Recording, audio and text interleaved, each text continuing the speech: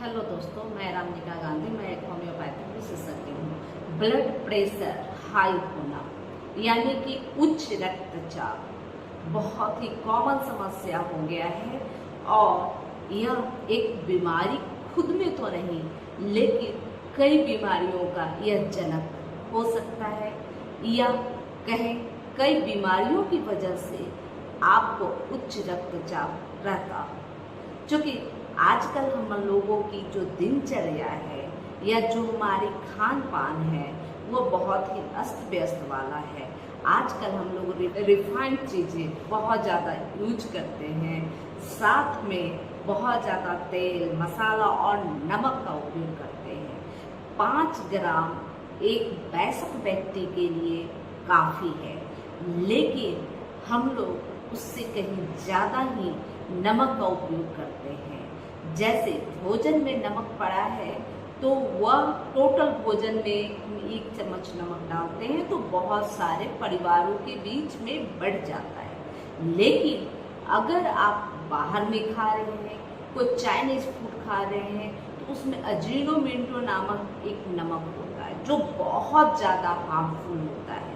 इसके अलावे जो सॉस होता है, जिसमें हम लोग जानते भी नहीं कि नमक इसके माध्यम से भी खा रहे हैं, तो सॉस में नमक भी होता है और अजीनोमोटो भी होता है। इस वजह से हमें डबल ट्रिपल नमक मिलता है। इसके अलावे बहुत सारे ऐसे क्षेत्र हैं, जैसे हमारे रांची क्षेत्र के ग्रामीण एरिया, ये बहुत ही यहाँ के लोग जो वो हैं नमक अत्यधिक खाते हैं। भोजन में नमक पड़ा होता है, उसके बावजूद भी अलग से नमक लेने की उन लोगों की बहुत बड़ी इच्छा होती है। यानी कि जब तक भोजन में डाला है, उसके बावजूद अलग से थाली में नमक जरूर लेते हैं और उसका उपयोग करते हैं। यह बहुत ज़्यादा खतरनाक है।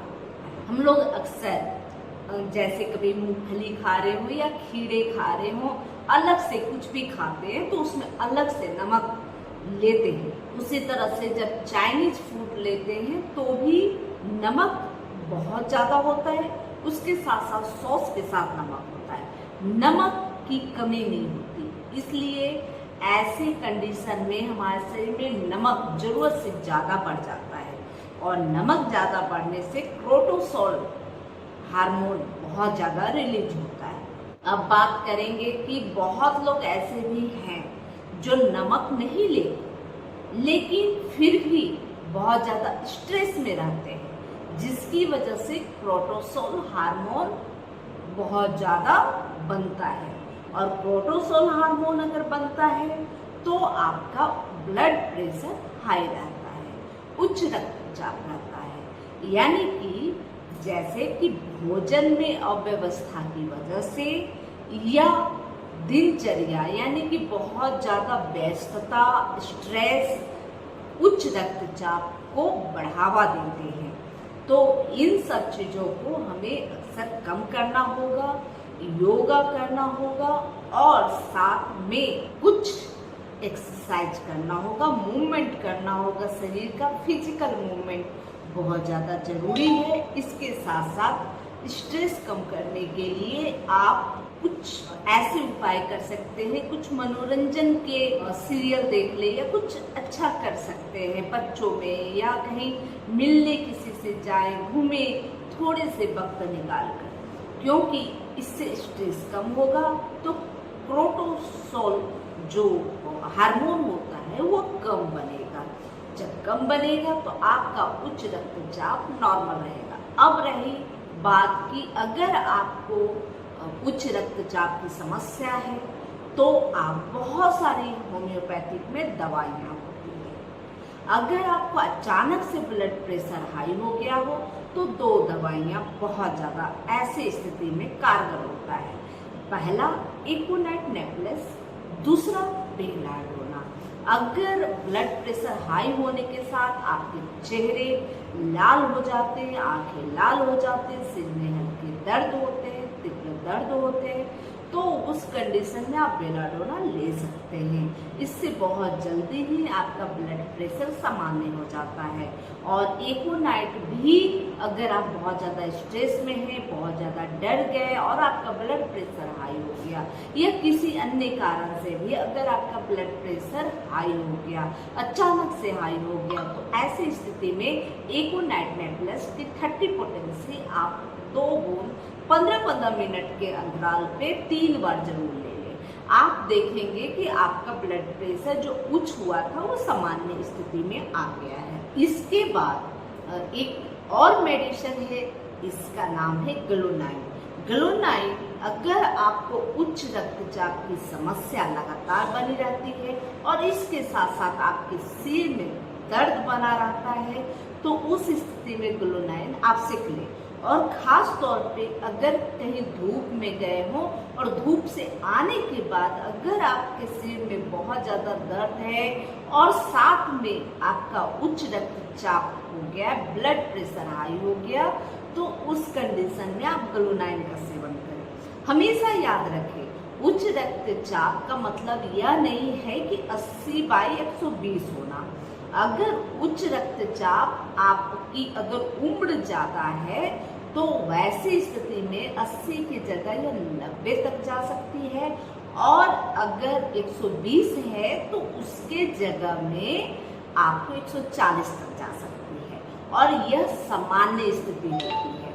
कभी कभी किसी किसी कंडीशन में आदमी सोचता है कि थोड़ा सा 120 से 125 या 130 हो गई है तो हम ब्लड प्रेशर की दवाइयाँ खा लें। ऐसा कभी न करें, क्योंकि यह सामान्य स्थिति हो सकती है। और अगर 140 से अधिक होता है और आपको इसके साथ परेशानी आती है, चक्कर आता है, दर्द रहता है, तो वैसी स्थिति में आप दवाइयाँ ले सकते हैं। लेकिन होम्योपैथिक दवाई आप उस स्थिति में भी ले सकते हैं जब आपका अभी के वक्त सामान्य है, तो भी आप ले सकते हैं। और इसके लिए अक्सर हमेशा आपको जब ब्लड प्रेशर हाई एक बार हो गया है, आपको पता चल गई है, जानकारी हो गई है, तो आप हमेशा अपना ब्लड प्रेशर चेक करते रहें या करवाते रहें। अगर बार बार ऐसी स्थिति होती है तो आपके पास ब्लड प्रेशर चेक करने का जो मशीन आती है उसको रखना होगा। अब रही बात कि ब्लड प्रेशर हाई है और ये कुछ दिनों से लगातार है, तो वैसी स्थिति में 3 मदर टीचर मैं अक्सर अपने मरीजों को दिया करती हूँ।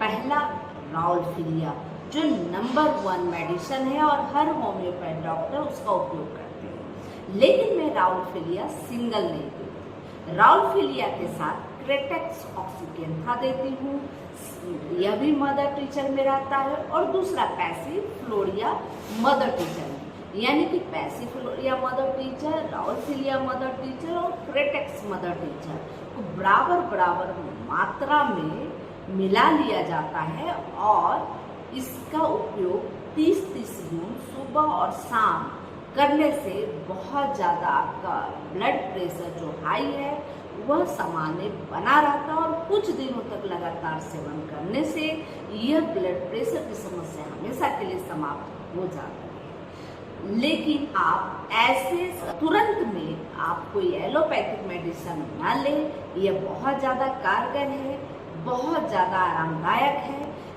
चूँकि मैं राउल्फिलिया जो मेडिसिन है वो ब्लड प्रेशर को कम करने की दवा है, क्रेटेक्स यानी कि जब ब्लड प्रेशर बहुत दिनों तक आपको बढ़ा रहता है तो इसका असर आपके हृदय पे होता है, हृदय धीरे धीरे कमजोर होने लगता है। तो क्रेटेक्स ऑक्सीकेंथा जो होती है यह हृदय आपके हार्ट की टॉनिक होती है, और पैसिफ्लोरा जो है वो आपके माइंड को शांत और शीतल बनाए रखता है। तो इसलिए यह दोनों ही जगह को आराम देता है। क्रोटोसोल हार्मोन को ज़्यादा बढ़ने नहीं देता, जिससे आपकी जो रक्तचाप है वो सामान्य बनी रहती है। तो इस तरह से इन तीनों दवाइयों का प्रयोग कर कर आप उच्च रक्तचाप को कंट्रोल कर सकते हैं, और किसी तरह का एडिक्शन नहीं बन सकता इन दवाइयों का। ये जो दवाइयाँ हैं कुछ वक्त के लिए ली जाती है और फिर से सामान्य उच्च रक्तचाप जब बना रहता है कंटिन्यूअस, तो इसे छोड़ देना होता है। डॉक्टर की सलाह से। अगर आपको इस तरह की किसी बीमारी की चिकित्सा करनी हो तो आप किसी अच्छे डॉक्टर से जरूर संपर्क करें। और अगर आप मुझसे संपर्क करना चाहते हैं तो मेरा डिस्क्रिप्शन बॉक्स में नंबर, पता सब कुछ दिया हुआ है, आप संपर्क कर सकते हैं और अपना ट्रीटमेंट ले सकते हैं। यह जानकारी अगर अच्छी लगे तो लाइक जरूर करें, सब्सक्राइब करना ना भूलें और बेल आइकन तो बिल्कुल दबा दें, ताकि हेल्थ से जुड़ी हुई किसी भी तरह की समस्या का समाधान हेतु जो भी मैं वीडियो आपको बनाती हूँ वो आपको सबसे पहले मिले और आप इससे लाभान्वित हों। आप और आपके परिवार सदा खुश रहें, सुरक्षित रहें, सुखी रहें। धन्यवाद। जय हिंद, जय भारत।